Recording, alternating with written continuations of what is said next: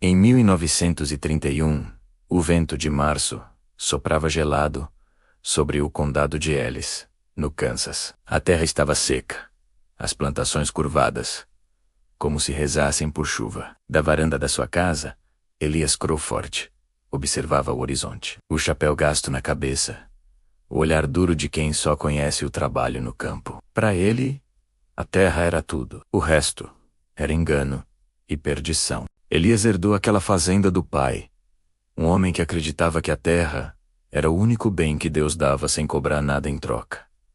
Mas Elias sabia que a terra cobrava sim. Cobrava suor, cobrava sangue, mas em troca, devolvia a dignidade. A sua esposa, Marianne, nunca entendeu essa devoção. Ela se casou jovem, sonhando em escapar da pobreza.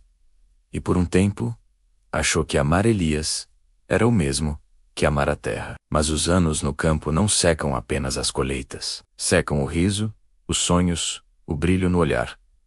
E Marianne estava seca por dentro. A chance de mudança surgiu como um relâmpago no céu sem nuvens. O irmão de Marianne morreu, deixando para ela uma pequena herança e 40 acres de terra.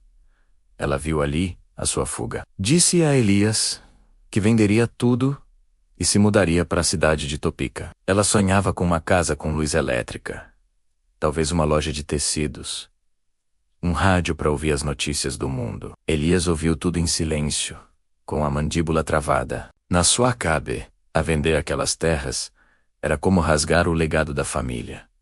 O campo não se vende, se cuida até a morte. Nos dias que se seguiram, o silêncio entre eles virou uma cerca invisível, mais alta e mais forte que qualquer cerca de arame farpado. Elias trabalhava até depois do pôr do sol, mas sentia o olhar frio e calculista dela, o seguindo por toda parte. Marianne passou a dormir em outro quarto, e o filho deles, Jonah, que havia acabado de chegar à maioridade, ficou no meio da tempestade. Ele amava a mãe, mas temia o pai. Foi numa noite escura, sem lua, que Elias tomou a sua decisão.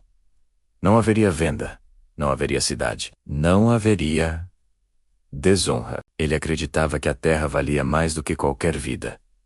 Menos, e no fundo da sua alma, achava que Deus entenderia. Na manhã seguinte, ele chamou Jonah para o celeiro. O garoto estava pálido, com as mãos tremendo de medo. Elias explicou o seu plano como se estivesse ensinando uma lição sobre a colheita. Simples, inevitável, necessária. Marianne jantaria carne e beberia vinho. Ela dormiria rápido, um sono profundo, e, antes do amanhecer, estaria enterrada sob o mesmo campo que tanto odiava.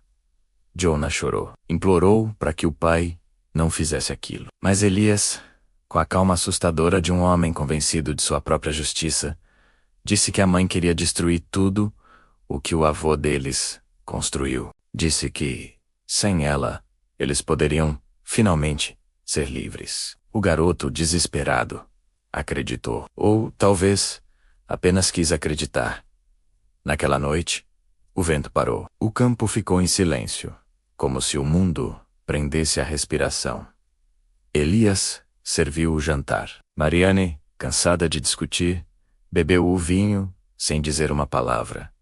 Apenas avisou que partiria no domingo, com ou sem ele. Foi a última coisa que ela disse. Quando a faca desceu, Jonah gritou. Elias mandou que ele ficasse quieto. O corpo dela caiu pesado, no chão de terra batida. Elias sentiu o cheiro de ferro no ar, e por um instante, pensou que era o cheiro da vitória. Juntos, pai e filho, arrastaram o corpo até o poço velho, atrás do curral. Jogaram-na lá dentro.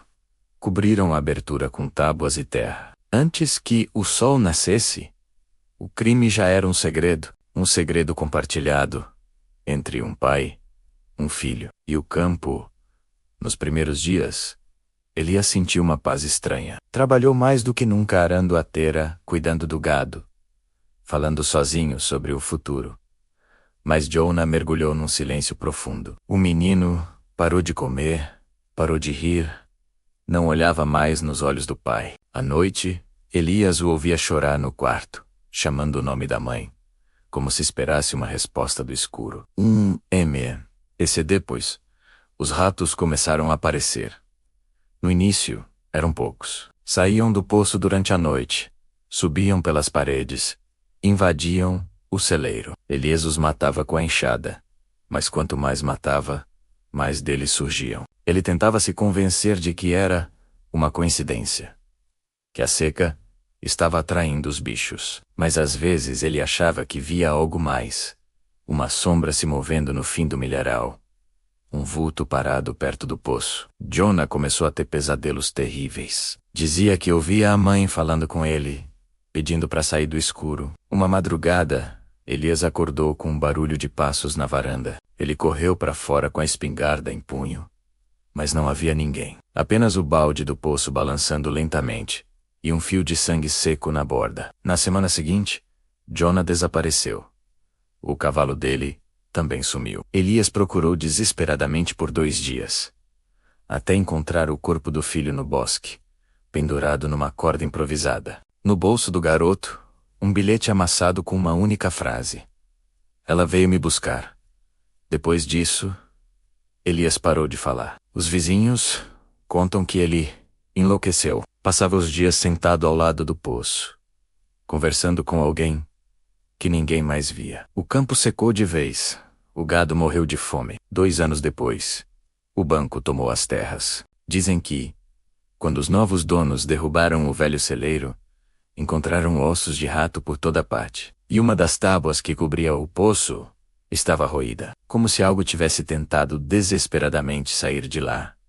O corpo de Elias Crawford nunca foi encontrado. Apenas o seu chapéu gasto, boiando na água turva do poço, com um fio de cabelo preso na aba. Até hoje alguns moradores juram que, nas noites sem lua, dá para ouvir uma voz sussurrando no campo dizendo: "A terra paga o que deve, e cobra o que enterra." E o vento, que antes soava como um lamento, agora parece rir. Obrigado por assistir a essa história sombria. Se você gosta de contos como este, não se esqueça de deixar o seu like e se inscrever no canal, para não perder os próximos vídeos. Até a próxima.